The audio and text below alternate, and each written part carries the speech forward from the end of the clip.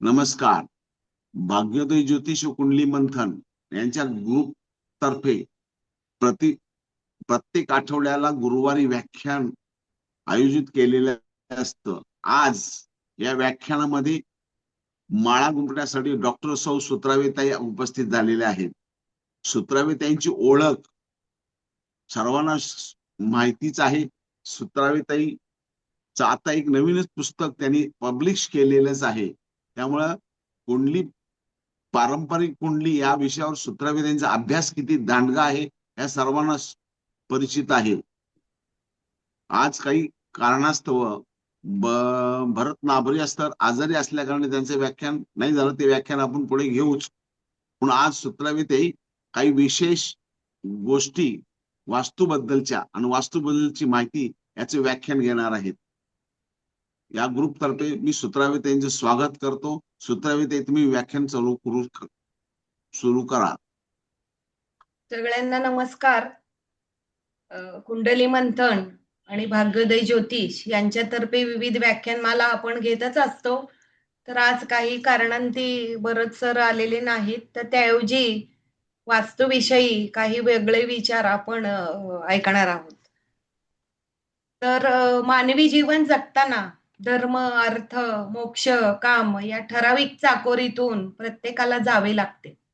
मनुष्याच्या जीवनामध्ये अन्न, वस्त्र, निवारा या महत्वाच्या मूलभूत गरजा समजले गेलेले. 21व्या शतकाच्या उंबरठ्यावर मानवी मेंदू प्रगत झाला आणि सर्व गोष्टींची सुखसुविधा आपल्याला उपलब्ध करून घेता आली. प्रगत संधीची सुवर्ण अक्षरे ही मानवाने कोरली असे म्हणता येईल. पूर्वीच्या काळी बघा, मनुष्य कसा मरकट अवस्थेमध्ये राहत होता. आसऱ्यासाठी गुहा, कडे, कपारी यांचा निवारा तो शोधत होता. ऊन, वारा, पाऊस आणि नैसर्गिक आपत्तींना तोंड देत उत्क्रांती करूनच त्याने वास्तूचा म्हणजे घराचा शोध लावला. आपल्याला माहिती आहे की पूर्वीच्या काळी बांबू पासून घरे बनवली जात असत. त्यानंतर हळूहळू सिमेंट कॉन्क्रीटचे जंगलच आपल्याला आता अवतीभोवती पाहायला मिळत आहे. तर त्याचे काही तोटे देखील आपण सध्याच्या काळामध्ये अनुभवास घेतच आहोत. तर सध्या वाढलेले प्रदूषण म्हणा किंवा निसर्गाचं जे काही वेगळी फळे आपल्याला मिळत आहेत. कधी पण पाऊस येतो, कधी पण थंडी पडते, कधी पण ऋतू बदल होतो. तर ह्या सगळ्या गोष्टी या सिमेंट कॉन्क्रीटच्या जंगलामुळे आपल्याला पाहायला मिळतात. ज्योतिष आणि वास्तुशास्त्र तसं म्हटलं तर एकाच नाण्याच्या बाजू आहेत असं म्हटलं तरी चालेल.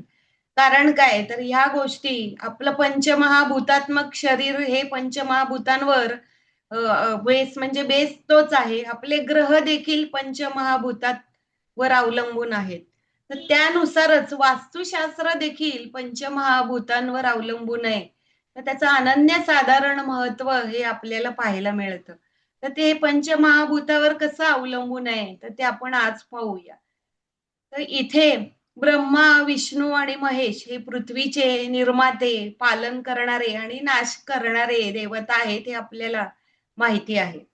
वास्तुशास्त्र कशावर आधारित आहे तर ती एक मोठी अद्वितीय शक्ती आहे. जसं चुंबक बघा, गुरुत्वाकर्षणामुळे दक्षिण उत्तर स्थिर राहतं.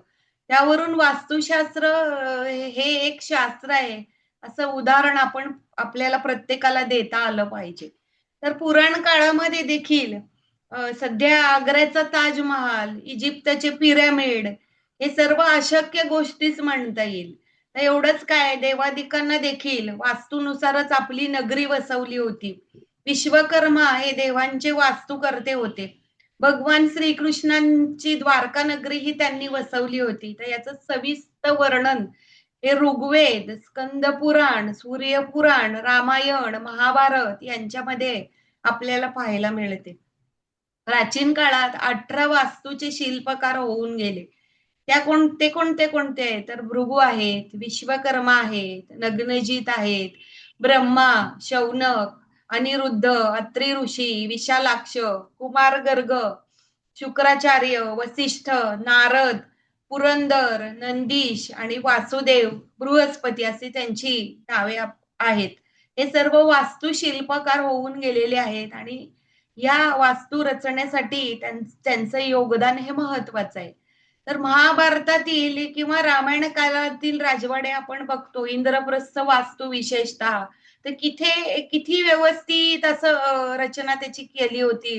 इंद्रप्रस्थासाठी झालेला कौरव पांडवांचा झगडा देखील आपण पाहिलेला आहे. पुढे तो युद्धाच्या रूपामध्ये प्रगट झालेला आपण सगळेजण पाहतोच.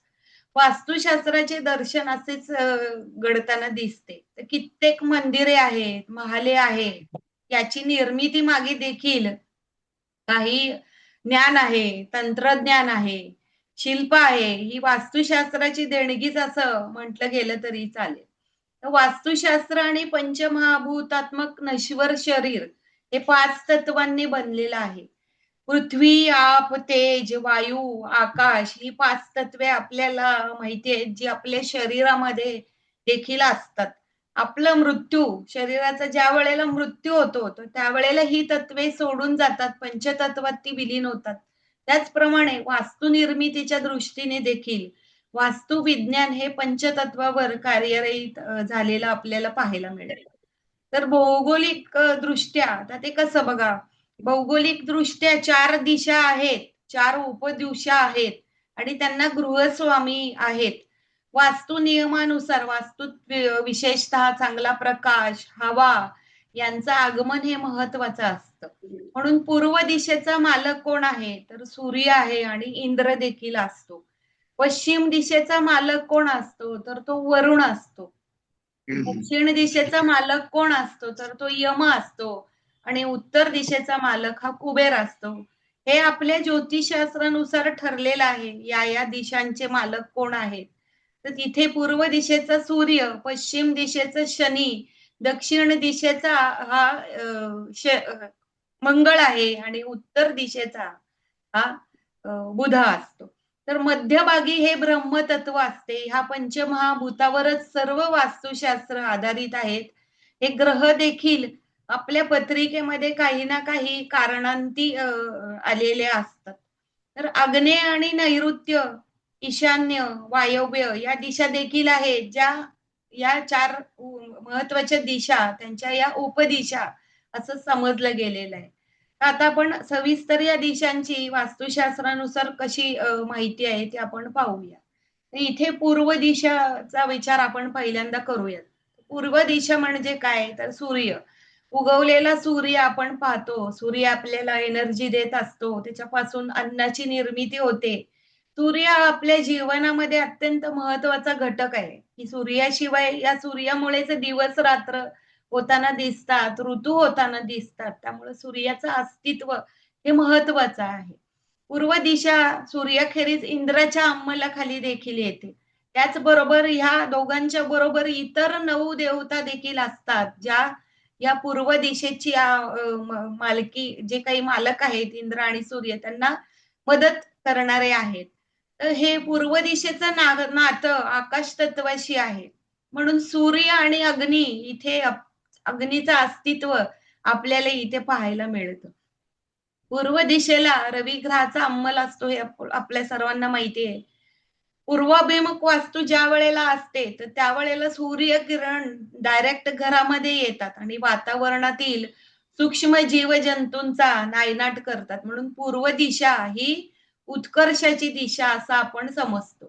त्यामुळे ह्या दिशेचं जर म्हणजे घराचं जे प्रवेशद्वार आहे, तर ह्या दिशेला जर असेल पूर्वाभिमुख, तर भरभराट करून देतं. बऱ्याचपैकी 90% 99% लोकांना पूर्वाभिमुख वास्तू हवी असते. तर ती का? तर ती ह्याच कारणासाठी, की ती ऊर्जा देणारी आहे आणि उत्कर्षाची दिशा आहे. म्हणून पूर्व दिशेला उत्कर्षाची दिशा असं समजलं गेलेलं आहे. त्यानंतर येणारी पश्चिम दिशा. तर या पश्चिम दिशेचा स्वामी वरुण असतो. वरुण म्हणजे काय? तर पाण्याची जलदेवता आहे. वरुण म्हणजे पाऊस, ज्याची सध्या आपल्याला गरज आहे आणि इकडे-तिकडे सर्व थैमान घातलेला आहे. काही ठिकाणी पडतोय, काही ठिकाणी पडत नाही. तर याचा अनुभव आपण सर्वजण घेतच आहोत. तर या पश्चिम दिशेचा स्वामी वरुण आहे. त्याच्याबरोबर इतर 9 देवतांचा सहवास त्याच्याबरोबर आपल्याला पाहायला मिळतो. त्याचबरोबर ज्योतिषशास्त्रानुसार पश्चिम दिशा ही शनीची आपण समजली गेलेली आहे. शनीचा अंमल इथे पाहायला मिळतो. या पश्चिम दिशेवर शनी, वरुण यांच्याखेरीज सुग्रीव आणि शेष या देवतांचं वास्तव्य इथे पाहायला मिळतं. म्हणून आपली ही पश्चिम दिशा विश्रांतीची दिशा समजली गेलेली आहे. शांतपणा या ठिकाणी आपल्याला लाभतो. म्हणून बेडरूम, शयनकक्ष, शयनगृह ही पश्चिम दिशेला असताना आपल्याला पाहायला मिळते. मुख्य प्रवेशद्वार शक्यतो या दिशेला नसावं, कारण जीवन असमाधानी आपल्याला इथे जर दार असेल तर पाहायला मिळतं. म्हणून शक्यतो आपण सगळेजण पूर्वाभिमुख असं वास्तू आपण पाहायला धडपडत असतो. त्यानंतर आहे उत्तर दिशा. तर उत्तर दिशेचा स्वामी आहे अ, उत्तर दिशा महालक्ष्मीचा भाऊ कुबेर याची ही दिशा समजली गेलेली आहे. आणि ही पूर्व दिशेनंतर या उत्तर दिशेचं महत्व हे जास्त आपल्याला पाहायला मिळतं. जीवनामध्ये पैसा हा सगळ्यांना हवा असतो आणि तो आपल्याला कोण देणार आहे? तर तो महालक्ष्मीचा हा भाऊ आपल्याला देणार आहे. म्हणून ही दिशा शुभदायी अशी समजली गेलेली आहे. आणि पूर्व दिशेप्रमाणेच ही दिशा पवित्र, सुंदर, स्वच्छ, रमणीय असणारी दिशा अशी समजली गेलेली आहे. म्हणून उत्तर दिशेला कुबेराबरोबरच आणखीन काही देवता देखील असतात. तर त्या कोण आहेत? तर मरुत आहे, सोम आहे आणि आदिती आहे. या देवतांचं वास्तव्य या दिशेला असतं. कुबेराला लक्ष्मीचा भाऊ समजलं गेलेलं आहे आणि कुबेर ही धनाची देवता समजली गेलेली आहे. आपण बघा दिवाळीच्या वेळेला कुबेराची पूजा करतो. लक्ष्मी पूजा हा स्पेशल दिवस असतो आणि त्या दिवशी आपल्या तिजोरातील कुबेराची मूर्ती ही बाहेर निघते. ती तिजोरात ठेवणे का आवश्यक आहे? तर कुबेर हा यक्ष आहे. तर यक्षाची पूजा ही दिवस म्हणजे प्रत्येक दिवशी करणं हे उचित नाही. त्यामुळे ज्यावेळेला आपण पूजा करतो, विशेषतः काही स्पेशल दिवस जसं की दिवाळी आहे किंवा दसरा आहे.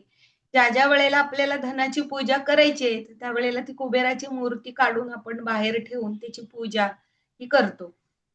म्हणून ही उत्तराभिमुख वास्तू ज्यावेळेला आपल्याला पाहायला मिळते, उत्तर दिशेला मुख असणं ही वास्तू चांगली समजली गेलेली आहे.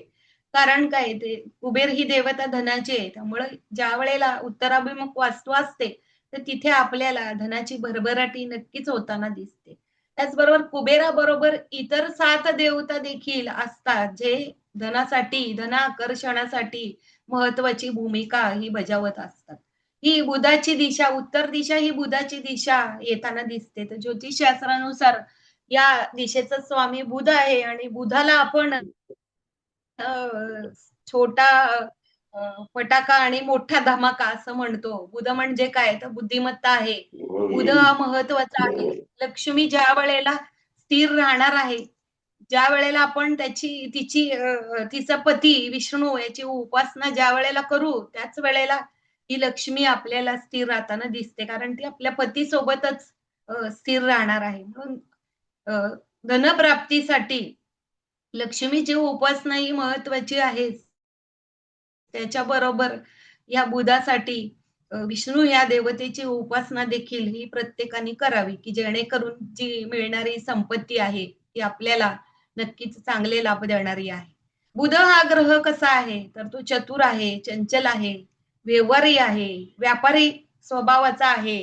व्यवसायाचा कारक या बुधाला आपण समजतो. मूर्ती महान पण कीर्ती महान अशी त्याची बुधाची महती ही प्रसिद्धी त्याची सर्वांना माहिती आहे. उत्तर दिशा ही जलतत्वाची आहे. म्हणून उत्तम संधी आणि संधीचा योग्य वापर करून देणारी ही दिशा आहे. आणि इथून येणारा पैसा हा आपल्याला आपल्या जीवनामध्ये येणारा हा पैसा जो काही आहे, धन आहे, तर या उत्तर दिशेकडून आपल्याला चांगल्या संधी देणारा आहे. आयुष्यात मिळणाऱ्या सर्व संधीचा विचार या दिशेकडून कसा करायचा या सर्व प्रश्नांची उत्तरे ही आपल्याला उत्तर दिशा देणार आहे. तर त्याचा अनुभव सगळ्यांना आयुष्यामध्ये आलेलाच असतो. तर इथे अग्नितत्व ज्या वेळेला येते ना, तर तिथे जलतत्वाची ही दिशा आहे आणि अग्नितत्व आल्यानंतर इथे तो अग्नी मंद होणार आहे. तर त्यामुळं कामाची संधी न मिळणे, कामी अर्धवट राहणे किंवा मनस्ताप होणे, कार्यात अडथळे येणे असे अनुभव आपल्या सगळ्यांना पाहायला मिळतात. त्यानंतर आहे दक्षिण दिशा. दक्षिण दिशा सर्व कामांना तशी तर निषिद्ध असे म्हटली गेलेली आहे. पण ते योग्य आहे का? तर ते योग्य नाही. प्रत्येक दिशेचं काही ना काहीतरी महत्त्व आहे. हाताची 5ही बोट आहेत. तर एक बोट चांगलं आणि दुसरं वाईट असं म्हणता येईल का आपल्याला? नाही. कारण अंगठा आहे तर आपल्याला सगळ्या वस्तू उचलता येतात. तसंच बाकीची बोट देखील आहे. त्यांचं विविध महत्त्व आहे. ही 5ही बोटं देखील वेगवेगळ्या तत्वांचे कारक आहेत, हे आपल्या सगळ्यांना माहिती आहे. तर इथे ही दक्षिण दिशा जरी कामांना निषिद्ध असं समजली गेली, तरी ती काही प्रमाणात काही लोकांना ही चांगले फळे निश्चितच देताना दिसते. दक्षिण दिशेला आपण इतकं का डावलतो, इतकं का निषिद्ध समजतो? तर इथे याची देवता कोण आहे? तर इथे यम त्याची देवता आहे. त्यामुळं ही दिशा प्रत्येक बाबतीत डावलली गेलेली आहे. मृत्यूची भीती ही सगळ्यांना असतेच. म्हणून या यमदेवताला सर्वजण घाबरून असतात आणि वास्तविकता यम म्हणजे काय? तर यम म्हणजे न्याय आहे. तो न्याय देवता आहे. म्हणून आपण सर्वजण अ, ह्या यमाला किंवा मृत्यूला निश्चितच घाबरत असतो. अग्नितत्वाचे भृंगराज देव यांचे अस्तित्व हे देखील यांच्या या दिशेशी संबंधित समजले गेलेले आहे. त्याचबरोबर मंगळ, दक्षिण दिशा म्हणजे मंगळ. मंगळाची ही दिशा आहे आणि मंगळ आला म्हणजे आपले सर्व पितरगण जे आहेत, ते या दिशेला आहेत. म्हणून दिव्याचे तोंड देखील आपण या दिशेला लावत नाही. परंतु दिवाळीसारखे सण येतात, दिवाळीची जी काही येणारी अमावास्या आहे, त्यावेळेला पितरांसाठी किंवा यमासाठी आपला स्पेशल दिवस ठरलेला आहे आणि त्या दिवशी दक्षिण दिशेला दिवा लावून आपण ती साजरी करतो. ही सर्वच लोकांना दक्षिण दिशा लाभते का? असं देखील नाही. प्रत्येकाला लाभेलच असं पण नाहीये. तर पत्रिकेनुसार बघा, अभ्यास करा तुम्ही. ज्यांच्या पत्रिकेमध्ये राहू आणि केतू चतुर्थ आणि दशम स्थानी आहेत, तर त्यांना दक्षिण दिशा ही वास्तू ही लाभदायक आहे. तर हा रिसर्च करून अभ्यासांती केलेलं हे तुमच्या पुढे मांडते की बघा ज्यांच्या पत्रिकेमध्ये राहू आणि केतू आहे चतुर्थामध्ये आणि कर्मस्थानी, दशमस्थानी, तर त्यांना दक्षिणाभिमुख वास्तू ही लाभते. तर त्याचा अनुभव देखील तुम्ही घ्या. तुमच्याकडे काही पत्रिका आलेल्या असतील, तर त्या बघा तुम्हाला त्या वास्तू लाभतात का?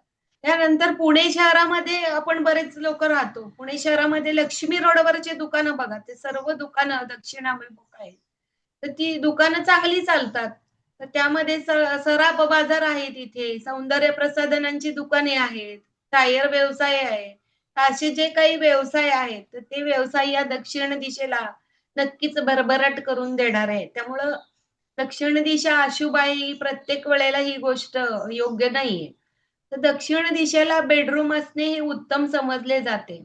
कारण व्यायाम, योगासने, ध्यानधारणा यांच्यासाठी ही दिशा चांगली आहे आणि इथे झोपल्यानंतर मानसिक शांती किंवा समाधान किंवा जी काही शांतता आपल्याला लाभते, तर ती इथे दक्षिण दिशेला जर बेडरूम असेल, तर आपल्याला चांगल्या पद्धतीने मिळताना दिसते. आपली कार्यशक्ती ही वाढताना दिसते. दिवसभर आपण काम केल्यानंतर आपली ऊर्जा कमी होते आणि मानसिक शांती ही झोपल्यानंतर उठल्यावरच आपल्याला मिळत असते. म्हणून मनःशांतीसाठी या दिशेला जर बेडरूम असतील, तर तिथे निश्चितच आपल्याला चांगले लाभ मिळताना दिसते. ह्या दिशेचा विचार करता दक्षिण नैऋत्य दिशेला विसर्जन क्रिया देखील इथूनच आपण पाहतो. शरीरातील ज्या अनावश्यक गोष्टी आहेत, त्या बाहेर काढणं हे महत्वाचं आहे. नाही कारण त्या विषारी वस्तू आहेत. त्या आपल्या शरीरात जर राहिल्या, तर निश्चितच त्याचा त्रास आपल्याला होऊ शकतो. म्हणून हा शरीरातील मल-मूत्र विसर्जन असेल किंवा इतर कुठलाही कचरा असेल, मनाचा कचरा देखील असतो. मनामध्ये आपण खूप सारं दडपण घेऊन रात्री झोपतो आणि उठल्यानंतर आपल्याला फ्रेश वाटतं. त्यामुळं मनाचा कुठलाही जो काही कचरा आहे, कुठली जी काही अडगळ आहे, ती जर मनातनं आपल्याला काढता आली, तर मन शांत राहतं, शरीर देखील हलकं होतं. म्हणून टॉयलेट आणि बाथरूम या दक्षिण दिशेला महत्त्वाच्या समजले गेलेले. तर पूर्वीच्या काळी राहूचा संबंध हा टॉयलेटशी येताना दिसतो. पूर्वीच्या काळी बघा, घराच्या बाहेर या राहूला आपण ठेवत होतो. परंतु सध्या सगळे नियम बदललेले आहेत.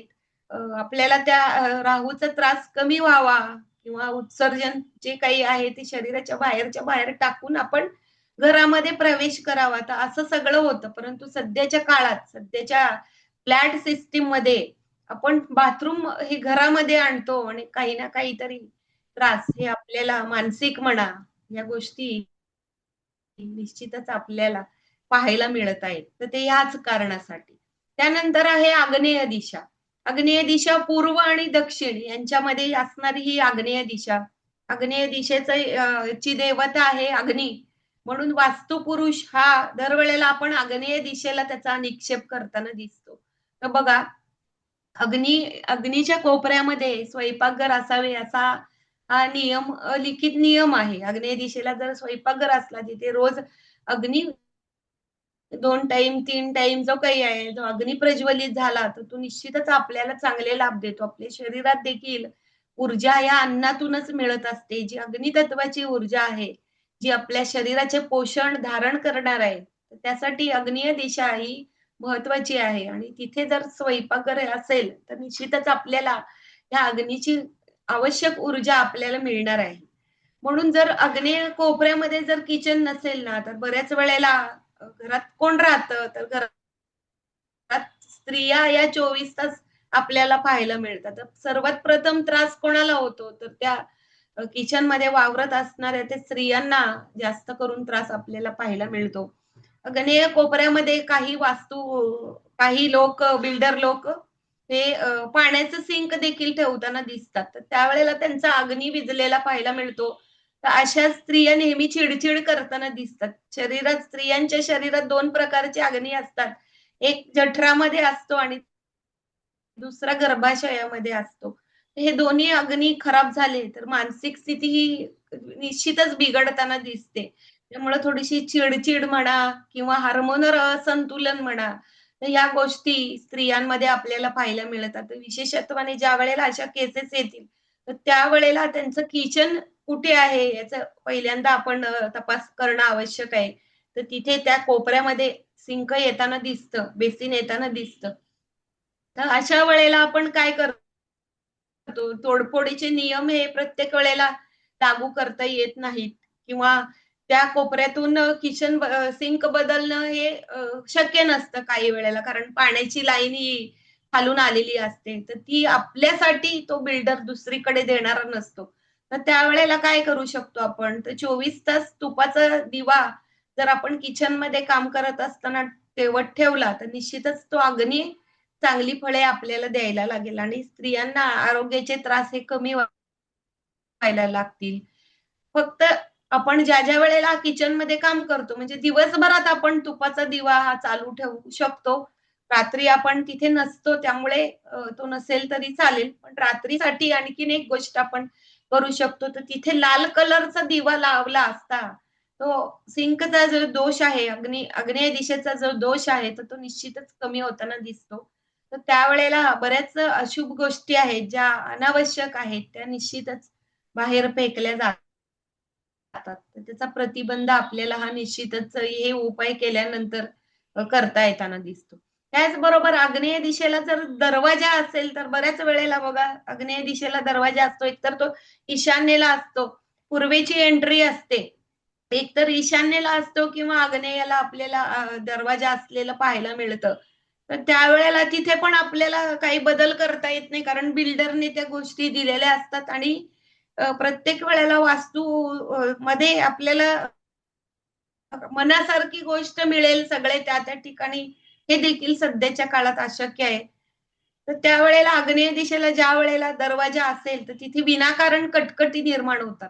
अग्नितत्व बिघडतं. मग ते दोघांचं, पुरुषांचं किंवा स्त्रियांचं दोघांचं बिघडू शकतं. जास्त चिड किरकिर घरामध्ये आपल्याला पाहायला मिळते. इव्हन मुलांचं देखील आपल्याला पाहायला मिळतं. मुलं हे रागीट, तापट, उलटं बोलणारी आपल्याला पाहायला मिळतात. ज्यावेळेला आग्नेय दिशेला हे दरवाजा आपल्याला केलेला आढळतो.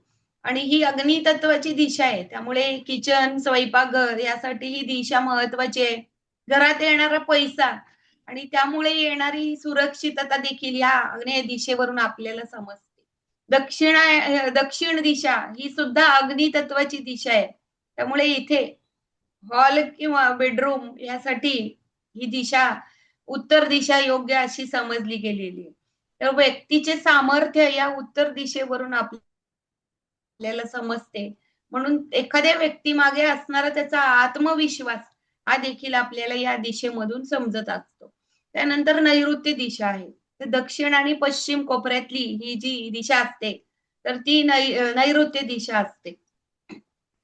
या पूतना राक्षसीन ह्या दिशेची देवता समजली गेलेली आहे आणि या दिशेला जर घराचे प्रवेशद्वार शक्यतो नसावे असे म्हटले गेलेले आहे. नाहीतर विनाकारण चोऱ्या, कारण ती देवता पूतना राक्षसीन आहे. तर विनाकारण चोऱ्या आपल्याला या दिशेला प्रवेशद्वार असेल तर पाहायला मिळतं. आणि या दिशेचा पालक निवृत्ती असून अष्टलक्ष्मीपैकी धैर्यलक्ष्मीचे हे स्थान आहे. आणि ज्या वेळेला ही दिशा बाधित होते किंवा या दिशेला प्रवेशद्वार ज्या वेळेला येताना दिसते, तर तिथे धैर्यलक्ष्मी खराब झालेली दिसते. धैर्य म्हणजे काय, तर पेशन्स आहे. तर तो पेशन्स निघून जातो आणि विनाकारण होणारी चिडचिड ही देखील आपल्याला पाहायला मिळते. दक्षिण दिशेचा कारक राहू आणि केतू आहेत. तर भूतपिशाच्या योनीत जे लोक वास्तव्य करतात, तर त्यांचं वास्तव्य ह्या दिशेला असतं असं समजलं गेलेलं आहे. त्याचबरोबर पितरांची देखील ही दिशा आहे. भूतपिशाच्या योनीचे लोक देखील इथे वास्तव्यात असतात. तर प्रत्येक घराला असतात का? पण या दिशेचं कारकत्व पाहतात ती दिशा पितरांना किंवा बाकीच्या ज्या गणातील या पिशाच्य योनीतील जे गणामध्ये लोक गेलेले आहेत ना, तर त्यांच्या वास्तव्यासाठी ही दिशा ही चांगली समजली गेलेली आहे. शक्यतो या नैऋत्य दिशेला कोणतेही शुभ कार्य करू नका, देवारा वगैरे तर मुळीच ठेवू नका, असं सांगितलेलं आहे. आणि ह्या दिशेचा त्रास कमी होण्यासाठी ही दिशा जड वस्तूंनी भरलेली हवी असं सांगितलेलं आहे. म्हणून कपाट वगैरे ज्या गोष्टी आहेत, तर ती दिशा दक्षिण दिशा पूर्णतः आपण जड वस्तूंनी भरून टाकतो. म्हणजे वास्तूचा जो बॅलन्स आहे, तर तो व्यवस्थित राहतो. कपाट, तिजोरी बघा सगळे या दिशेला आपल्याला पाहायला मिळते. नैऋत्य दिशा ही पृथ्वी तत्वाची आहे. त्यामुळे पृथ्वी तत्व म्हणजे काय, तर जड, वजन. म्हणून ही दिशा पृथ्वी तत्वाची समजली गेलेली आहे आणि या दिशेचा कारक राक्षस आहे तो पुतना आणि राहू केतू पण आहे. त्यामुळे इथे कोशागार, तिजोरी, कपाट या गोष्टी असाव्यात, जड वस्तू असाव्यात. मूळ कर्त्या पुरुषाच्या आरामासाठी ही खोली महत्वाची समजली गेलेली आहे. म्हणून या दिशेला, नैऋत्य दिशेला ही बेडरूम असणं उचित समजलं गेलेलं आहे. राहू आणि केतू यांना शांत, आपण सध्या तरी कलियुगाचे हे ग्रह आहेत आणि त्यांना शांत ठेवणं गरजेचं आहे. ते आपल्या मनावर परिणाम करतात किंवा आपल्या मेंदूवर ते बसतात, डोक्यावर बसतात असं म्हटलं गेलेलं आहे. म्हणून राहू केतू जर शांत असतील, तर त्यांना शांत ठेवण्यासाठी आपली ती बेडरूम ही या नैऋत्य दिशेला असणं महत्वाचं समजलं गेलेलं आहे. त्याचबरोबर या दिशेला मूळ जो कर्ता पुरुष आहे, त्याची आरामाची खोली बेडरूम इथे असणं योग्य उचित समजलं गेलेलं आहे. इथे देवघर पूर्णतः वर्ज्य समजलं गेलेलं आहे. पश्चिम नैऋत्य दिशा का, तर तुम्हाला सांगितलं ते भूतपिशाचे योनीचे लोक असतात. त्याचबरोबर पितरांचं वास्तव्य देखील इथं असतं. म्हणजे देवघर म्हणजे काय, तर आपण सर्व चांगल्या चांगल्या गोष्टी देवघरामध्ये करत असतो. देवाची पूजा आहे, अर्चना आहे, तर त्याचं केलेलं फळ हे आपल्याला मिळणं आवश्यक आहे. तर त्यासाठी इथे देवघर नसावं असं म्हटलं गेलेलं आहे. पश्चिम नैऋत्य दिशा आर्थिक प्राप्तीसाठी उत्तम समजली गेलेली आहे. आरोग्यासाठी अपाय करणाऱ्या वस्तू त्यामुळे इथे ठेवू नका. या दिशेचा जो दोष आहे, तर तो वास्तुदोष इथे निर्माण होताना दिसतो आणि तो आपल्याला त्रास देताना दिसतो. त्यानंतर आहे वायव्य दिशा. तर पूर्व आणि दक्षिण कोण यामधील दिशा म्हणजे वायव्य दिशा. नावामध्येच आहे वायव्य दिशा वायू. वायूची ही दिशा आहे. वायू देवता येथील दिशेचे देवता आहे. त्यामुळे या दिशाला मोठी खिडकी असणं हे शुभ समजलं गेलेलं आहे, की जेणेकरून वायूचं इकडून-तिकडून प्रवाह हा राहिला तर निश्चितच घरामध्ये पॉझिटिव्ह ऊर्जा ही राहताना दिसते. आणि या दिशेला अष्टलक्ष्मीपैकी विजयलक्ष्मी हिचे स्थान आहे. या दिशेचा स्वामी चंद्र असतो. वायव्य दिशेचा स्वामी वैदिक ज्योतिषानुसार चंद्र असतो. तर ज्या वेळेला ही दिशा बिघडते ना, तर चंद्र म्हणजे कोण आहेत आपल्या सगळ्यांना माहिती आहे. चंद्र म्हणजे मन आहे आणि त्याचबरोबर आपली माता आहे. तर जर ही दिशा जर बिघडली, तर तिथे आपल्याला मानसिक त्रास हे निश्चितच होताना दिसतात. त्याचबरोबर आपल्या आईचं आरोग्य देखील बिघडताना दिसतं. तर इथे अष्टलक्ष्मीपैकी विजयलक्ष्मी देखील आहे. तर मातेचे जे काही आशीर्वाद आहेत किंवा मनाचे जे काही स्ट्रॉंगपणा आहे, तर चंद्र हा लक्ष्मीची देवता असं समजलं गेलेलं आहे. म्हणून आपण कोजागिरी पौर्णिमेला अ, दुधामध्ये त्याचं प्रतिबिंब घेतो आणि लक्ष्मी त्या दुधातूनच आपल्यापर्यंत पोहोचत असते. ही गोष्ट सर्वांना माहिती आहे. म्हणून चंद्र जर व्यवस्थित असेल, ही दिशा जर न बिघडता व्यवस्थित असेल, तर आपल्याला निश्चितच आर्थिकदृष्ट्या देखील चांगले लाभ मिळायला सुरुवात होताना दिसते. तर ज्यावेळेला ही दिशा बिघडते, तर त्यावेळेला मारुती किंवा हनुमान या देवतेची पूजा करावी. रुद्राची पूजा करावी असं सांगितलं गेलेलं आहे. त्याचबरोबर चंद्राची देवता शिव आहे, तर शिवाची पूजा देखील करावी. तर ह्या दिशेचे जे काही निगेटिव्ह इफेक्ट आहेत, तर ते परिणाम हळू नष्ट होताना दिसतात. आणि या दिशेला जर झाडे लावली गेली असेल, तर तिथे वायुबीजन इकडून-तिकडून येणारं ते देखील अडथळा आणताना दिसतं. त्यामुळे या झाडे कमीत कमी लावावीत, की जेणेकरून ह्या दिशेची शुभ फळे किंवा त्याचे चांगले परिणाम आपल्याला इथे हवे असतात. म्हणून या दिशेला झाडे टाळावीत. पश्चिम वायव्य दिशा ज्यावेळेला मोकळी ठेवतो ना, त्यावेळेला चांगले लाभ मिळतात. विसर्जन क्रिया, टॉयलेट, बाथरूम या दिशेला योग्य आहे. परंतु बघा आपण टॉयलेट, बाथरूममध्ये जास्त काळ घालू शकतो का? तर नाही. कारण काय आहे, तर इथे आपण जास्त वेळ थांबत पण नाही. आपलं काम झाले की लगेच आपण बाहेर येतो. इथे मानसिक अस्थिरता देणारी ही दिशा आहे. त्यामुळे कामापुरतं आपण जातो आणि त्यातून बाहेर येतो. कारण काय तर इथे शोष नावाचे ऊर्जा क्षेत्र आहे. शोष म्हणजे काय तर कोरडेपणा देणे, कोरडे करणे हे येथील शक्तीचे काम आहे. इथे असणारी शक्ती कोरडेपणा करते म्हणून कपडे सुकवण्यासाठी ही जागा उत्तम समजली गेलेली आहे. बघा प्रत्येक वास्तुशास्त्रानुसार देखील प्रत्येक दिशा, उपदिशा आणि ती का महत्वाची, त्यांची काय कार्य आहेत, ती देखील आपल्याला आपल्या पूर्वजांनी या गोष्टी सगळ्या सांगून ठेवलेल्या आहेत. वायव्य दिशा ही संग्रह करण्यासाठी किंवा सहाय्य करण्याच्या दृष्टीने महत्वाची समजली गेलेली आहे. त्यामुळे बँकेच्या संदर्भात कर्ज मिळणे, अर्थसहाय्य मिळणे, लोन काढणे या गोष्टीसाठी जी काही कागदपत्रे लागणारी आहेत ना, तर या दिशेला जर आपण ठेवली, तर समजा बँकेसाठी लोन अप्लाय केलेलं आहे, परंतु त्या गोष्टी पुढे सरकत नाही, तर त्यावेळेला तुम्ही जर वायव्य दिशेला ती कागदपत्रे ठेवली, तर निश्चितच तुम्हाला त्या ऊर्जेचं संतुलन होऊन आपली अडलेली कामं ही पुढे सरकताना दिसतात. या दिशेचं संतुलन म्हणजे काय? तर अखंडित सहाय्य, मदत म्हणून मिळणारा आनंद हा सगळ्यांना आपल्याला पाहता येतोच.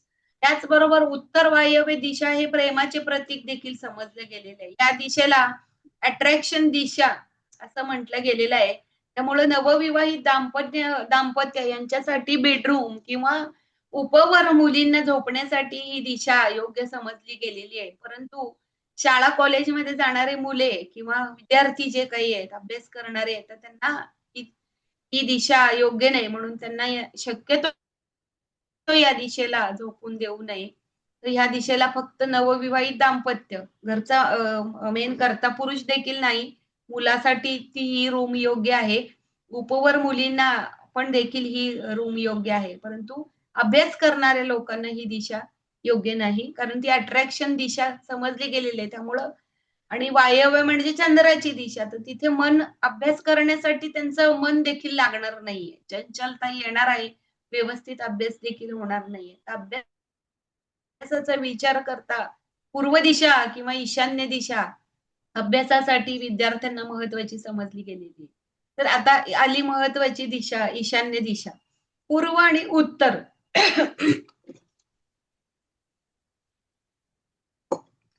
पूर्व आणि उत्तर कोपऱ्यातली ही दिशा म्हणजे ईशान्य दिशा असं सगळ्यांना आपल्याला माहिती आहे. आणि या दिशेचा कारक कोण आहे तर पूर्ण ईश्वर या दिशेचा कारक आहे. अष्टलक्ष्मीपैकी संतान लक्ष्मीचे हे स्थान आहे. साक्षात परमेश्वराचं हे स्थान आहे. या दिशेचा कारक गुरु आहे. कर्क, वृश्चिक, मीन या जलतत्वाच्या राशींना पूर्वाभिमुख वास्तू ही चांगली लाभदायक समजली जाते आणि त्यांचा उत्कर्ष हा पूर्व दिशेला आपल्याला पाहायला मिळतो. म्हणून त्या लोकांनी शक्यतो पूर्वाभिमुख वास्तू घ्यावी. घरातील देवघर हे या ईशान्य दिशेला आपण ठेवतो. कारण काय तर ही गुरुची दिशा आहे आणि ही दिशा शुभ दिशा समजली गेलेली आहे. पूर्व दिशा असल्यामुळे त्यातून सूर्यकिरणातून येणारी ऊर्जा, सूर्य देखील एक देवता आहे, विष्णूचे रूप आहे, तर ती ऊर्जा आहे तर ती सगळ्यांना आवश्यक असते. म्हणून पूर्व दिशेला आपण देवघर हे करतो. त्याचा परमेश्वराचा जर आशीर्वाद आहे तर भले भले मोठे काम आपल्या हातून सहज सुलभ होणार आहेत. म्हणून ईशान्य दिशेला आपण देवघर ह्या गोष्टी करतो. त्याचबरोबर मेष, सिंह, धनु या अग्नितत्वाच्या लोकांना उत्तर दिशा, उत्तराभिमुख वास्तू ही चांगली समजली जाते. कर्क, वृश्चिक, मीन या राशींना पूर्वाभिमुख वास्तू चांगली समजली गेलेली आहे. आग्नेय कोपरा नसल्यास काय होतं तर आग्नेय कोपरा जर नसेल तर विवाह सौख्यामध्ये बाधा येताना दिसते. काही काही कोपरे कट होताना दिसतात. तर ते कट झालेले कोपरे देखील काही ना काहीतरी त्रुटी आपल्याला निश्चितच देताना दिसतात. ज्या वेळेला आग्नेय दिशेचा कोपरा नसतो तर त्यावेळेला विवाह सौख्यात बाधा येताना दिसते. अग्नितत्व बिघडताना आपल्याला पाहायला मिळतं. अशी वास्तू ज्या वेळेला असते तर त्यावेळेला थोडीशी अधोगती देखील प्राप्त होताना दिसते. म्हणून देवाचे देवघर या दिशेला असावे असं म्हटलं गेलेलं आहे. कारण इथे सर्व देवतांचं वास्तव्य इथे असेल तर आपल्याला नवनवीन विचार त्यानुसार येणारी सुस्पष्टता ही आपल्याला ईशान्य दिशा देणार आहे. नैसर्गिक ऊर्जेचे ग्रहण, नैसर्गिक ऊर्जा आपल्याला मिळणार आहे. त्यानंतर ग्रहण शक्ती देखील आपली ही वाढताना दिसते. म्हणून घरातील देवघराची दिशा ही नैऋत्य ही दिशा ईशान्य दिशा असं समजलं गेलेलं आहे.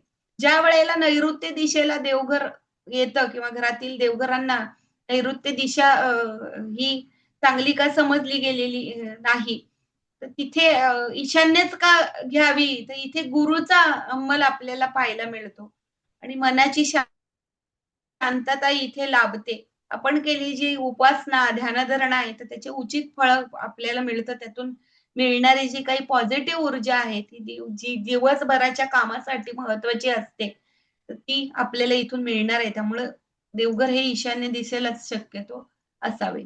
पूर्व ईशान्य दिशा ही शरीर आणि थकलेल्या मनाला ऊर्जा देण्याचं काम करताना दिसते. म्हणून ती आल्हाददायक समजली गेलेली आहे. त्यामुळं नेहमी वजनाने हलकी ही ठेवावी. पूर्व दिशा बघा जड वस्तू शक्यतो ठेवू नयेत. सोफे वगैरे आजकाल येतात तर तिथे ठेवू नयेत.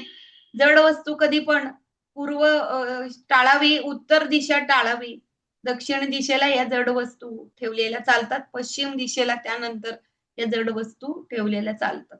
तर पूर्व दिशेला समाजातील घटक, सामाजिक बांधिलकी, व्यवसाय, राजकारण, जनसंपर्क यासाठी ही दिशा महत्वाची आहे. म्हणून राजकारणातील लोकांना देखील योग्य प्रकारचे पदाधिकार त्यांना मिळवून देते. म्हणून त्यांचं ज्या वेळेला ऑफिस शक्यतो राजकारणी लोकांनी ऑफिस त्यांचं या ईशान्य दिशेला, पूर्व दिशेला जर केलं, तर निश्चितच त्यांना येणारा जो संघर्ष आहे त्यांच्या फील्डच्या दृष्टीने तो निश्चितच टाळता येताना दिसतो. त्याचबरोबर ईशान्य दिशा ही आरोग्याची देखील निगडीत आहे. औषधं ठेवण्यासाठी एकतर ती पूर्व दिशेचा कोपरा आहे. पूर्व दिशा म्हणजे सूर्याची ऊर्जा आणि ती ऊर्जा आपल्याला निरोगी ठेवण्यासाठी मदत करणारी आहे. त्याचबरोबर ईशान्य दिशेला जर औषधं हे आपण ठेवले, तर आपली रोगप्रतिकार शक्ती देखील आपल्याला वाढवलेली आपल्याला पाहायला मिळते. म्हणून या दिशेला औषधं विचारतात लोक कुठे ठेवायचं? तर शक्यतो ईशान्य दिशेला औषधासाठी जागा करावी आणि या दिशेला टॉयलेट देखील टाळावे. कारण काही दिशेचं संतुलन बिघडतं. तुम्हाला सांगितलं, की ईशान्य दिशा ही गुरुची दिशा आहे आणि इथे टॉयलेट जरी आपण घरामध्ये आपल्या न ठेवलं, परंतु अशी वास्तू घ्यावी, की आता सध्या बघा बिल्डर लोक ईशान्य दिशेला सुद्धा सोडत नाहीत. विशेषतः दक्षिणेकडे आपल्याला जास्त वास्तूनुसार घरे बांधलेली पाहायला मिळतात. अ, ह्या उत्तरेकडच्या लोकांना शक्यतो वास्तू वगैरे समजत नाही. त्यामुळे पूर्व दिशेला किंवा ईशान्य दिशेला बऱ्याच वेळेला टॉयलेट वगैरे कॉम्प्रोमाईज करतात. कारण वास्तू त्यांच्या प्लॅन नुसार बसवायची गोष्ट असते. तर बऱ्याच वेळेला ह्या ईशान्य दिशेला टॉयलेट वगैरे लोक करताना दिसतात. तर त्यावेळेला ते दिशेचं संतुलन बिघडतं आणि इथे हे हे देवघर आहे, देवाचं ठिकाण आहे. तर इथे जड वस्तू देखील आपण ठेवू नयेत.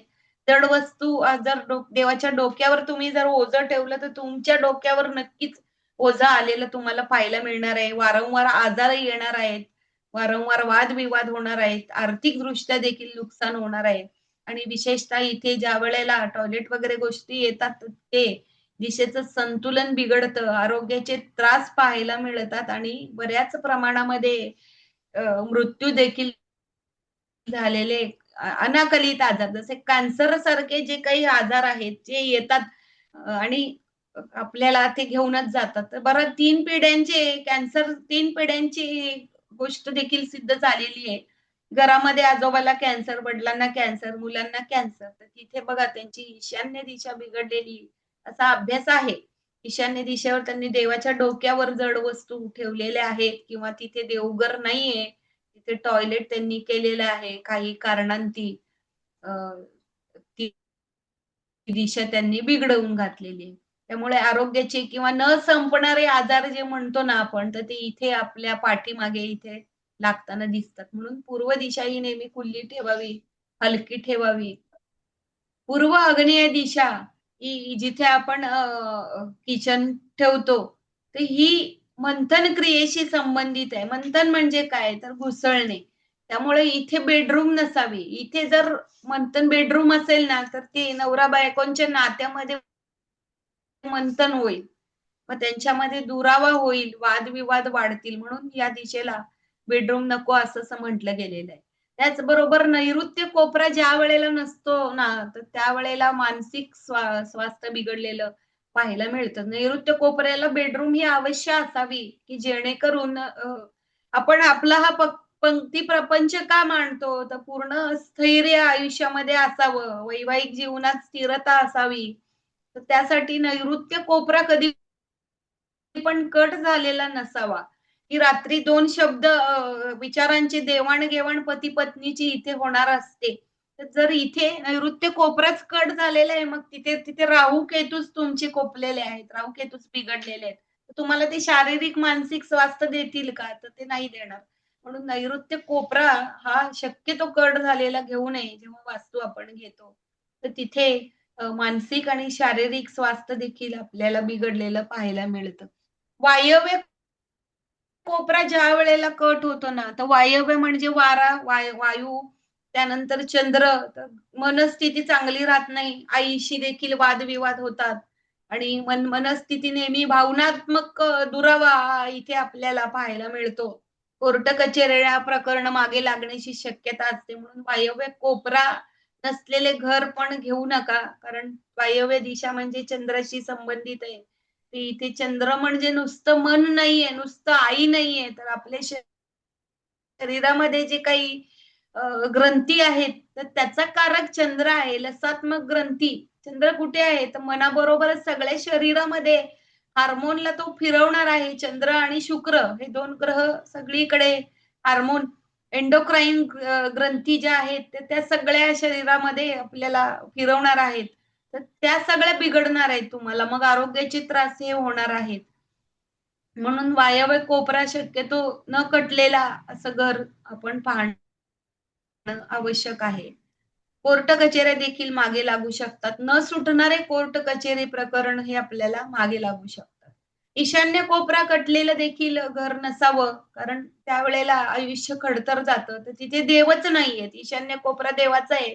गुरूचं अस्तित्वच नाहीये. तुम्ही कट करून टाकलंय किंवा त्यांना घराबाहेर ठेवलेलं आहे. तर तिथे तुम्हाला सौख्य लाभेल का? मानसिक सौख्य लाभणारच नाही. त्याचबरोबर आर्थिक पण त्रास, आर्थिक उलाढाली या गोष्टी देखील आपल्याला पाहायला मिळणार आहेत आणि विशेषत्वाने पुत्राचे सुख देखील लाभत नाही. तर बऱ्याच ह्याच्यामध्ये ईशान्य कोपरा कट झालेला आपण वास्तूमध्ये पाहतो. कारण सध्याच्या काळामध्ये कुठल्या ना कुठला कोपरा कटला जातो. तर त्याला इतर उपाय देखील आहेत. पण शक्यतो अशा वस्तू अशा गोष्टी जर टाळल्या तर निश्चितच आपल्याला घर म्हणजे काय तर एक सुख किंवा विश्रांती देणारं ते स्थान आहे. आपण दिवसभर काम करतो आणि एक शेवटी पुरुष देखील घरामध्ये येतात. तर घरामध्ये सौख्य, शांती, मनस्वास्थ्य मिळावं यासाठीच ते येतात. तर तुमचे कोपरे कट झालेत, मग तिथे काही ना काहीतरी त्रास आहे, तर तशी वास्तू तुम्हाला लाभेल का? तर ती लाभणार नाही. त्याचबरोबर आग्नेय कोपरा देखील आपल्याला बऱ्याच वेळेला कट झालेला पाहायला मिळतो. आग्नेय कोपरा हा कट झाला म्हणजे तुमचं अग्नी तत्व असंतुलित झालेलं आहे. पोटाच्या तक्रारी, विशेषतः आग्नेय दिशेला काम करणारे स्त्रिया, किचनमध्ये काम करणाऱ्या स्त्रिया ह्या आपण पाहतो. तर त्यांची चिड सुरू होते. पोटाच्या तक्रारी सुरू होतात. म्हणून आग्नेय कोपरा कट झालेलं घर देखील आपण शक्यतो घेऊ नये. 4 कोपरे व्यवस्थित आहेत का? हे पाहणं महत्वाचं आहे. आता या सर्व गोष्टी दिशांशी संबंधित झाल्या आणि आता शेवटच्या तत्वाकडे आपण येणार आहोत. घर म्हणजे काय? तर या 4 दिशा, 4 उपदिशा यांच्याबरोबरच आणखीन एक महत्वाचं तत्व आहे ते म्हणजे काय? तर ब्रह्मतत्व. जे त्याचा विचार काही लोक करत नाहीत, बिल्डर लोक करत नाहीत सध्याच्या काळामध्ये. तर त्या चारही दिशांच्या मधील असणारे हे ब्रह्मतत्व नेहमी मोकळं असावं. कारण इथे ब्रह्माचं अस्तित्व असतं. ब्रह्म म्हणजे काय? तर उत्पत्तीची देवता आहे ब्रह्म. तर इथे कोणतीही जड वस्तू ठेवू नये, तर त्याचे तोटे आपल्याला पाहायला मिळतात. तर बघा बिल्डर लोक बऱ्याच वेळेला इथे पार्किंग ठेवतात. आता मोठ्या बिल्डिंगचा विचार करता बिल्डर लोक इथे पार्किंग ठेवतात. तर ते चालते. परंतु सेप्टिक टँक जे आहे, तर ते इथे ब्रह्मतत्वामध्ये बी इमारतीच्या नसायला हवं आणि पाण्याची टाकी पण इथे नसावी. तर ती शक्यतो ईशान्य दिशेला असावी. तर त्याचे जे काही नैसर्गिक तोटे आहेत, ते आपल्याला पाहायला मिळतात. म्हणून ब्रह्मतत्व देखील हे नेहमी मोकळं असावं. ते कारण सगळे वास्तूची जी काही ब्रह्मतत्व हे एक इमॅजिनेटरी होल आहे किंवा एक तत्व आहे मधलं पूर्ण घराच्या वास्तूला बांधून ठेवणारं जे तत्व आहे, तर ते ब्रह्मतत्व आहे. तर बरेच वास्तूंमध्ये असे अनुभव आहेत, असा अभ्यास आहे, की बऱ्याच लोकांनी ब्रह्मतत्व सोडलेलंच नाहीये. तिथला पण काही ना काहीतरी वापर करून घेतलेला आहे. तर ज्या वेळेला ब्रह्मतत्व हे सोडलेलं नाहीये, तर तिथे जड वस्तू आल्या, तर त्यावेळेला मेंदूशी संबंधित आजार हे आपल्याला पाहायला मिळालेले आहेत. 3 पिढ्यांचे मेंदूचे आजार कोणाला काही कॅन्सर झालेला आहे किंवा मेंदूशी संबंधित आजार झालेले आहेत. हे ब्रह्मतत्वाशी संबंधित हे आपल्याला पाहायला मिळालेले आहेत. म्हणून ब्रह्मतत्व हे नेहमी खुलं ठेवणं हे आवश्यक आहे. त्याचे नैसर्गिक जे तोटे आहेत ते आपल्याला हे विशेषत्वाने पाहायला मिळतात. आता दक्षिण दिशा अशुभ आपण का समजतो? तर दक्षिण दिशा ही एकतर यमाची दिशा आहे. दक्षिण दिशेबाबत एक प्रकारची एक जी काही ऊर्जा आहे, तर ती पितरांशी संबंधित ऊर्जा आहे आणि त्याचबरोबर आपल्याला सांगितले, की इथे त्याचा संबंध जे काही पितर आहे किंवा सर्व इतर गणामधील जे काही लोक आहेत, तर त्यांचं वास्तव्य इथे असतं. म्हणून आपण दक्षिण दिशा ही वर्ज्य समजतो. परंतु दक्षिण दिशेचा कारक कोण आहे? तर तो मंगळ आहे. तर दक्षिण दिशा अशुभ असेल, तर तुम्हाला या मंगळाची ऊर्जा मिळत नाही. तुम्हाला पराक्रमाला वाव मिळत नाही. तर म्हणून हे ज्यांच्या पत्रिकेमध्ये राहू, केतू चतुर्थ आणि दशम स्थानी आहे, तर त्यांना निश्चितच ही दक्षिणाभिमुख वास्तू चांगली लाभताना दिसते. त्याचबरोबर अंकशास्त्रानुसार देखील दक्षिण दिशा ही शुभ समजली गेलेली आहे. मंगळाची 2 हातामध्ये देखील 2 प्रकारचे मंगळ असतात. धन आणि ऋण मंगळ. प्रत्येकाच्या हातातला तो कोणाचा धन चांगला असतो, कोणाचा ऋण चांगला असतो. ऋणमंगळ चांगला असतो. उंचवटे आहेत, तर सर आणखीन जास्त माहिती तुम्हाला सांगतील. दोन्ही उंचवटे चांगले असणं हे सगळं चांगलंच आहे. परंतु कधी-कधी दोन्ही उंचवटे चांगले नसतात. एक धन किंवा ऋण असं दोन्हीपैकी असतो. तर धन मंगळ ज्या वेळेला चांगला असतो ना, तर ती व्यक्ती आक्रमक आपल्याला पाहायला मिळते. डॉमिनेटिंग असते. लोक त्यांना त्रास देत नाहीत. त्यांचं रक्त लगेच कवळतं. अन्यायाचा तुकडा पाडणे त्या लोकांना चांगलं जमताना दिसतं. आणि पत्रिकेमध्ये पण तुम्ही पहा, ज्यांच्या हातामध्ये मंगळाचा उंचवटा चांगला आहे, तर त्यावेळेला ते लोक अगदी व्यवस्थित सगळ्या गोष्टी हँडल करतात. डॉमिनेटिंग असतात आणि सगळं पाहिजे ते मिळवतात आपल्या पराक्रमाने. कारण मंगळ म्हणजे काय तर पराक्रम आहे. त्याचबरोबर ऋणमंगळ हा काही लोकांमध्ये प्रबळ झालेला दिसतो आणि धनमंगळ दबलेला असतो. ऋणमंगळ ज्या वेळेला असतो ना, तर त्यावेळेला बघा ते लोक सहन करणारे असतात. म्हणजे हा हा येतो रागवतो, "हां, चल तुझं चुकलंय." तर शांत बसणारे लोक हे ऋण मंगळाचे आपल्याला पाहायला मिळतात. त्यांना बोलायचं असतं, परंतु त्यांना मंगळ साथ देत नाही. त्यामुळे ते बोलू शकत नाहीत. मग त्यामुळं अपमान गिळणे किंवा त्रास सहन करणे आयुष्यात या गोष्टी आपल्याला या निश्चितच पाहायला मिळतात. त्यामुळं कुठेतरी ही मंगळाची ऊर्जा त्यांच्या शरीरात दबलेली आपल्याला पाहायला मिळते. आणि ही मंगळाची ऊर्जा जर तुम्ही दाबून ठेवली ना, तर एक दिवस त्याचा स्फोट होणार आणि तो कशाच्या बाबतीत बाहेर पडेल, तर तो आरोग्याच्या बाबतीत येईल किंवा काही ना काही आरोग्याचे त्रास, मेंदूचा त्रास होईल किंवा इतर कोणते पण त्रास हे होतील. रक्तदोष तर येणारच आहे. त्याचबरोबर वेगवेगळ्या पद्धतीने तो मंगळ व्यक्त व्हायला, बाहेर पडायला दिशा शोधणार आहे. त्यामुळं ही मंगळाची ही दिशा आहे, दक्षिण दिशा. त्यामुळं त्याला आपण अशुभ समजू नये असं म्हणणं मी ठामपणे इथे मांडलेलं आहे. आणि ही दिशा पितरांची दिशा आहे. तर पितर म्हणजे कोण? तर आपले वाडवडीलच हे पितर आहेत. आपले 3 पिढ्या आजी-आजोबा, आई-वडील त्यांच्यानंतरच आपण हे जग आपण पाहिलेलं आहे. त्यांनी जन्म दिला म्हणूनच आपण हे जग पाहतो. तर त्यामुळं पितरांच्या दिशेला बघा आपण पितरांसाठी पितृ पंधरवडा ठेवलेला आहे. त्यावेळेला आपण त्यांना शांत करतो. तर पितरांचा ज्यावेळेला आशीर्वाद आपल्याला प्राप्त होतो, तर आपल्या या ह्या जीवनामध्ये जे काही अडथळे आहेत, तर ते निश्चितच आपण पार करताना दिसतो. म्हणून दक्षिण दिशा आहे म्हणून ती त्रासदायक आहे. तर हे पहिल्यांदा मनातून काढा. कारण प्रत्येकाला मंगळ हवा आहे. कारण आयुष्यात काही ना काहीतरी पराक्रम करण्यासाठी आपला जन्म आहे. जास्त मिळमिळीत असणारे लोक देखील सगळ्यांना आवडत नाहीत. "अरे, हे काय आहे? ह्याच्यात काहीच दम नाहीये," असं म्हणतो आपण. म्हणून मंगळ हवा आपल्याला. म्हणून दक्षिण दिशा ही अशुभ समजली जाऊ नये. तर अशा रीतीने सगळ्या दिशांचं हे वर्णन केलेलं आहे. या सगळ्या दिशा काही ना काही कारणांती उत्पन्न झालेल्या आहेत आणि त्याचं योग्य संतुलन करणं हे आवश्यक आहे आणि या दिशेचं संतुलन झालं तर निश्चितच आपल्याला शुभ फळे त्या दिशेनुसार आणि त्या वास्तूनुसार आपल्याला मदत मिळणार आहे त्यांची. तर म्हणून कोणीतरी म्हणलेलंच आहे, "लग्न पाहावं करून, घर पाहावं बांधून, प्रत्येकाच्या नशिबात घराचे योग येतातच असं नाही."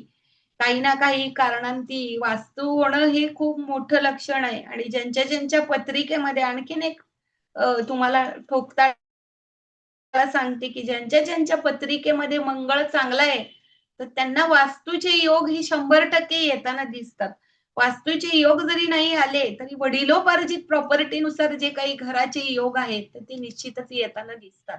तर आज इथे वास्तूबद्दल 4 दिशा, उपदिशा, ब्रह्मतत्व आणि विशेषत्वाने मंगळाची जी काही दक्षिण दिशा आहे, तर त्याबद्दल तुमची जे काही गैरसमज आहेत, ते निश्चितच दूर झालेले आहेत.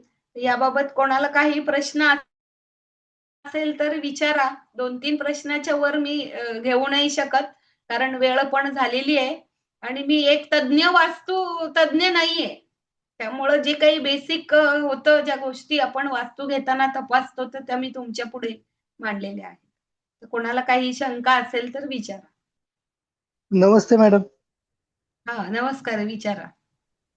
डिग्री जी असते आपली वास्तूचा आता एक कोर्स केला छोटा मी, पण डिग्री नाही का 0-0 तर पूर्व, पश्चिम, उत्तर, दक्षिण तर होत नाही. मग त्या केस मध्ये कसं करता येईल आपल्याला? कारण मग ती दिशा तशी परफेक्ट करता येणार नाही आपल्याला ना. कारण त्याला प्लॅन उपाय येतो. आहेत ना. त्याला वास्तुतज्ञ आपण शोधायचे, उपाय आहेतच, तुम्हाला सांगितलंय. ओके. म्हणजे तसं उपाय करूनच मग करायचं ते. हो. ओके. थँक्यू. नमस्कार. अजून कोणाला काही प्रश्न आहेत का? सूत्रवेताई, काही कोणाला प्रश्न नाही आहेत. आज भरत नाबरिया यांची तब्येत बिघडल्यामुळे त्यांचं आजचं व्याख्यान झाले नाहीये. ते व्याख्यान पुढे तरी होईलच, कारण का नक्षत्र अतिशय मोठा विषय आहे. ते 1-2 व्याख्यानावर संपूर्ण नाही, त्याला लागोपाठ 7-8 व्याख्यानं घेतील, तेव्हा नक्षत्राचा विषय पूर्ण होईल. आज त्यांची तब्येत बिघडली. त्यांनी मला काल फोन केलेला की माझी तब्येत बरी नाहीये, मी अटेंड करू शकणार नाही. मग अशा परिस्थितीत सूत्रावेताईंनी अतिशय ओजस्वी वाणीने दिशांचं महत्व, वास्तूंचं महत्व अतिशय चांगल्या रीतीने आपल्या समोर मांडलेलं आहे. त्याबद्दल मी सूत्रावेताईंचे आभार व्यक्त करतो. यापुढेही असेच ओजस्वी वाणीने त्यांचं ज्ञान आपल्यासमोर सर्वांना सादर करावं ही त्यांना पुन्हा एकदा विनंती करतो. आजचं व्याख्यान अतिशय सुंदर झालेलं आहे, ओजस्वी झालेलं आहे. त्याबद्दल पुन्हा एकदा सूत्रवेताई आणि उपस्थित असलेले सर्व ज्योतिषप्रेमी यांचे मी आभार व्यक्त करतो. धन्यवाद. आणि मीटिंग संपली असं जाहीर करतो. मात्र आता एक अनाउन्सिंग मी करणार आहे. साधारण 29 तारखेला गुरुपौर्णिमा आहे. गुरुपौर्णिमेचं महत्व काय याच्यावर एक 29 तारखेला स्पेशल विशेष व्याख्यान आहे. विशेष व्याख्यान 29 तारखेला. त्या व्याख्यानाला आवर्जून उपस्थित राहावं सर्वांना विनंती करतो. 29 तारीख विशेष व्याख्यान आहे. धन्यवाद.